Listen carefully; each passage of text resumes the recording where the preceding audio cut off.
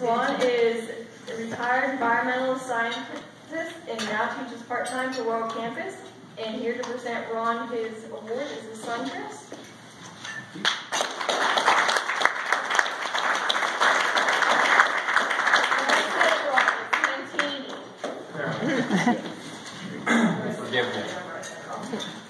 Good evening. It's a privilege to be here at Penn State DuBois to introduce my dad, Ron, as he accepts the Lifetime Achievement Award.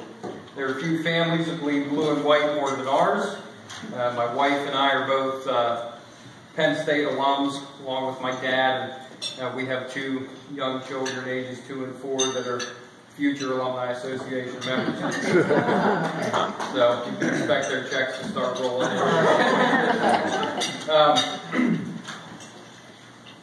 The university's provided a lot of opportunities for our family to improve our station in life.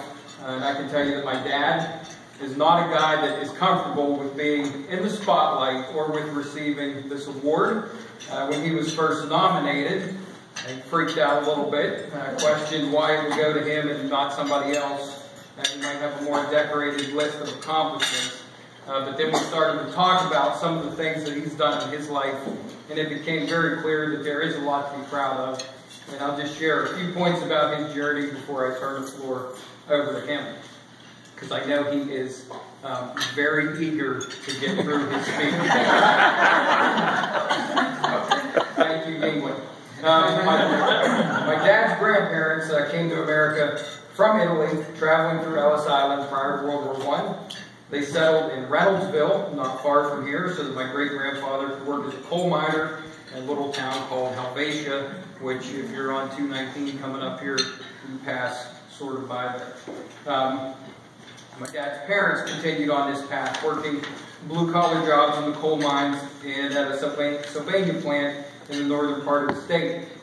Higher education was a door that was not open to our family at the time. Italians were sort of like the people they were trying to build the walls to keep out at that time.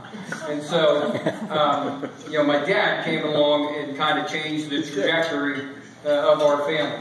Joined the Air Force during Vietnam, used the GI Bill to finance his education, which started here at the DuBois campus with an associate's degree. It would be the first of three Penn State degrees he would get over the next decade. He used that knowledge to become an expert in environmental protection, pollution control, and remediation. He is a card-carrying tree hugger in that sense. He has worked for a variety of companies locally before moving to North Carolina to work for Duke Energy Corporation.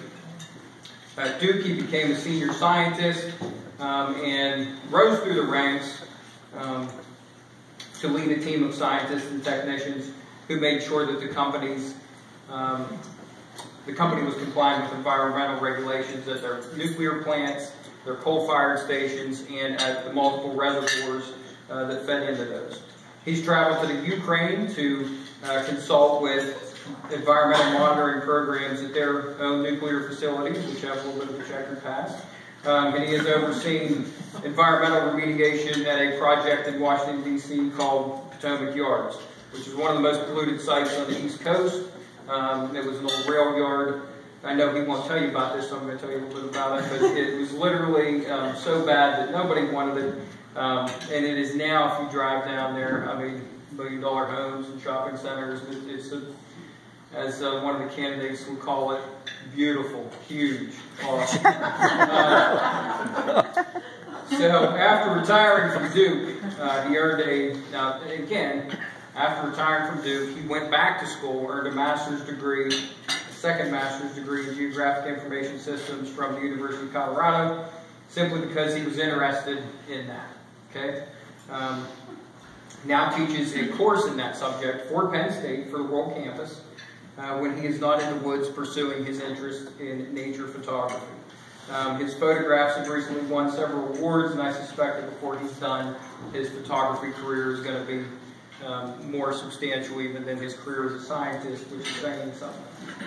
So, my main point here is that, his story is a testament to the power of an education, and especially the power of Penn State education. It's the type of story that has made America great. The second generation born in America, first in the family to go to college, First to land a professional job, not relying on backbreaking work for a living. Not that there's anything wrong with that. First to advance through the ranks of a large corporation. He came from a family that didn't have a lot of material wealth and unlocked his potential through work and determination. And he's now set the standard that ensuing generations of our family will need to live up to and follow. So it's sort of a high bar that we're following here. Finally going to get one up on him, maybe, working on my doctorate. Finally, after 37 years, I might have one up on him. But to me, that is his biggest lifetime achievement, and it's my honor to introduce Ron Santini and present him with the Penn State DuBois Lifetime Achievement Award.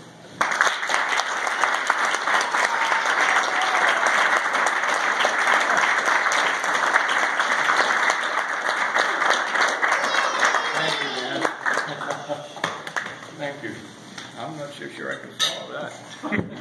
Really, I'm not so sure I can follow that. That was fantastic, Christopher. Thank you very much. Thank you. Wow, what an honor.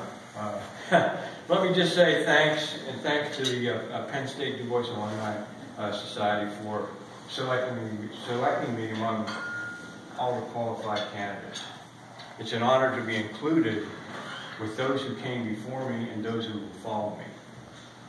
Hey, I'm a Central Pennsylvania guy. I was born right here in DuBois. I went to grade school in Reynoldsville. I went to high school in Potter County, Gelton High School. And after I got out of the military, I came back to Clearfield, where I resided until I moved to Charlotte, North Carolina in 1985 to work for Duke Energy Corporation. You know, it's places like Penn State DuBois and other similar institutions that offer rural kids the opportunity to pursue their dreams of higher education. Without these kind of facilities, I would have never had the opportunity, and many folks in here probably would not have had that opportunity. Coming out of high school, my dream really was to attend Penn State and, you won't believe this or not, but to teach at Penn State, okay? But because my parents could not afford an education, I had to look for some other means. And what I did was, I decided to enlist in the military during the Vietnam War with the intent of using the GI Bill to complete my education. And guess what? It happened. And it started right here at the DuBois campus. And not only that, but I am now an instructor for the Penn State World Campus. So my dreams did come true. And they can come true.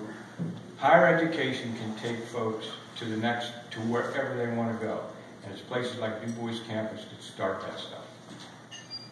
Along the way, there were many folks, too many to mention here, who guided me through this lifetime journey.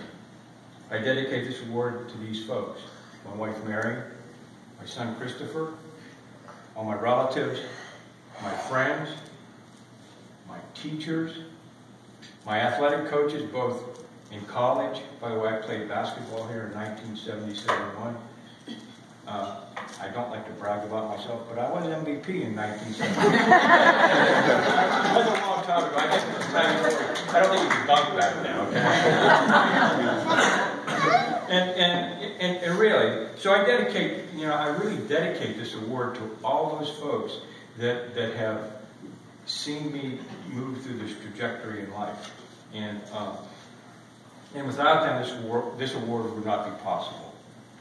And finally, this night is dedicated, I might cry here, okay?